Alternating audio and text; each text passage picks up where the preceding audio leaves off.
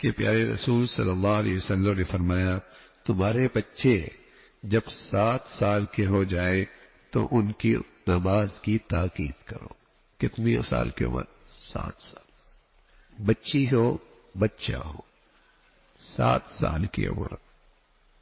اور ماشاءاللہ ہمارے بڑوں کو اور ماں باپ کو فکر ہوتی ہے نا بچہ اسکول چلا جائے. 7 سال میں نہیں، وہ ماشاءاللہ سویرے سویرے 3 سال کا ہو تو اسکول کے دروازے پہ موجود ہوتا ہے، 4 سال کا ہو تو اسکول کے دروازے پہ موجود ہوتا ہے. اور وہ بچہ تو خود نہیں جا سکتا. یہ اہتمام کون کرتا ہے؟ ابا کرتے ہیں، اماں کرتے ہیں، گھر کے بڑے کرتے ہیں. 3-4 سال میں اسکول کے دروازے، اور ایک نہیں لاکھوں موجود ہوتے ہیں اسکول کے دروازے پہ. اور اگر مسلمانوں کو اپنی نبی کی بات پر اعتماد ہو جائے اور ان کے دلوں میں، مسلمانوں کے دلوں میں اپنے نبی کی بات کی کوئی اہمیت ہو جائے تو بتائیے 7 سال کے کتنے بچے مسجد میں ہوں؟ 7 سال کے کتنے بچے مسجد میں ہوں؟ اگر مسلمانوں کو اپنی نبی کی بات کا لحاظ ہو اور اس کی کوئی اہمیت ہو تو بتائیے کتنے بچے مسلمانوں کے سویرے سویرے مسجدوں میں ہوں. بچے خود تو نہیں آتے، اور نہ ہی وہ بچے خود اسکول جاتے ہیں. 4 سال کا بچہ کہاں جاتا ہے؟ بلکہ روتا ہے. لیکن ماں باپ کا اہتمام ہوتا ہے. لاکھوں بچے 3 سال کے، 4 سال کے، 5 سال کے، 6 سال کے اسکول کے دروازوں پہ ہوتے. اہتمام ہے نا. کچھ ملتا ہوا نظر آتا ہے، کیریئر بن جائے گا، زندگی بن جائے گی. اور اگر مسلمانوں کو یہ احساس ہو جائے کہ اللہ کے پیغمبر نے بتایا کہ ان کی زندگی، ان کی کیریئر، ان کا کریکٹر، ان کی سیرت بننے کی بنیاد نماز ہے، نماز نہیں تو کبھی یہ با کردار، با اخلاق ہو ہی نہیں سکتا. اس کی سیرت سازی کی بنیاد نماز سے ہے. تبھی تو کہا 7 سال کی عمر میں نماز فرض نہیں ہے. کردار بنانا ہے، اخلاق بنانے، فرد بنانا ہے، سیرت بنانی ہے. 7 سال کی عمر میں نماز پڑھ لو. تو پیارے رسول صلی اللہ علیہ وسلم نے فرمایا جب تمہارے بچے 7 سال کے ہو جائیں تو انہیں نماز کی تاکید کرو، اور جب 10 سال کے ہو جائیں تو نماز میں کوتاہی کرنے پر ان کو سزا دو اور ان کو بستر سے ان کے بستر الگ کر دو. یعنی ایک ہی چادر میں 2 بچے 10 سال کے اکٹھے نہ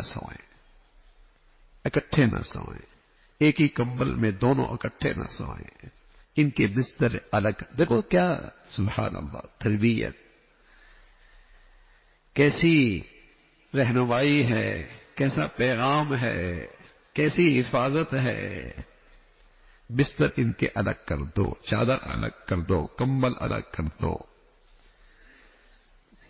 یہ الگ کر دو، اور 10 سال کی عمر میں انہیں سزا دو. اب تو دنیا میں ہمارے ملکوں کے اندر بھی قانون پاس ہو، جسمانی سزا پہ قانون پاس ہو گئے. آپ کے ملک کے اندر بھی ہو گئے.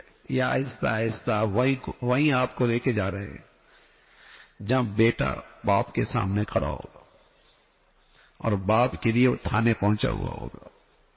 باپ کی شکایت کرنے کے لیے تھانے فون کر دے گا، باپ نے یوں کہا ہے مجھے.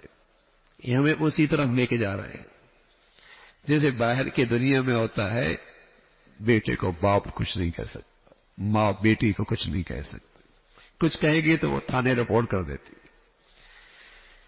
بلکہ کہنے سے پہلے اولاد دھمکی دیتی، تھانے بتا دوں گا. یہ بدبخت بد نصیب لوگ مسلمانوں سے ان کی ساری قدریں چھیننا چاہتے ہیں. بڑوں کا احترام، ماں باپ کا احترام، بڑوں کی عزت، استاد کی عزت، بڑوں کی قدر، وہ ساری قدریں، ساری اسلامی خوبیاں ہماری زندگیوں سے اٹھانا چاہتے ہیں. اس کی ابتدا اور غیروں کے نظام تعلیم ہے، اور اس کی انتہا یہ قانون سازی ہے. پہلے زمین بناتے ہیں، فضا بناتے ہیں، ماحول بناتے ہیں، پھر قانون بنتے ہیں. تو رسول کریم صلی اللہ علیہ وسلم کیا کہہ رہے ہیں؟ 10 سال کی عمر میں نماز پڑھنے پر سزا دو. اب دیکھیے 10 سال کی عمر میں بھی نماز فرض نہیں ہے، یہاں بھی نماز فرض نہیں ہے، لیکن اللہ کے نبی صلی اللہ علیہ وسلم اس کی اہمیت بتا رہے ہیں. استاد کے مار شفقت، باپ بیٹے کو مارتا ہے ظاہر ہے، لیکن اس کے پیچھے خیر خواہی ہوتی ہے، اس کے پیچھے اندر کا درد ہوتا ہے. ایک باپ ہی ایسا ہوتا ہے جو بیٹے کے بارے میں یہ خیال رکھتا ہے کہ یہ بیٹا مجھ سے بھی آگے نکل جائے. اتنی خیر خواہی کہیں نہیں ملے گی. ایک باپ ہی ایسا ہوتا ہے جو چاہتا ہے کہ میرا بیٹا مجھ سے بھی آگے نکل جائے. یہ خیر خواہی اور کہیں نہیں ملے گی. تو باپ کے مار کے پیچھے خیر خواہی ہوتی ہے، دل کا درد ہوتا ہے، اندر کی تکلیف ہوتی ہے، اندر کی محبت ہوتی ہے. تو اس پر رسول کریم صلی اللہ علیہ وسلم نے فرمایا جب 10 سال کا ہو جائے تو اسے سزا دو. یہ کردار سازی ہے، یہ اصلاح ہے، یہ تربیت ہے، یہ اس کے اخلاق کو سنوارنا ہے، یہ بچوں کی تربیت ہے. تو ایسا ماں باپ اولاد کے لیے بہت بڑے محسن ہیں، بہت بڑے محسن ہیں، بہت بڑے خیر خواہ ہیں. اور اولاد اللہ کی طرف سے ایک نعمت ہے. اس کی تربیت اور اس کی کردار سازی اور اسے اللہ والا بنانا اور اسے دین کا ماحول دینا، یہ ماں باپ کا اولاد پر بہت بڑا احسان ہے، ماں باپ کی ذمہ داری بھی ہے. اللہ رب العزت ہم سب کو نیک صالح اولاد نصیب فرما دے.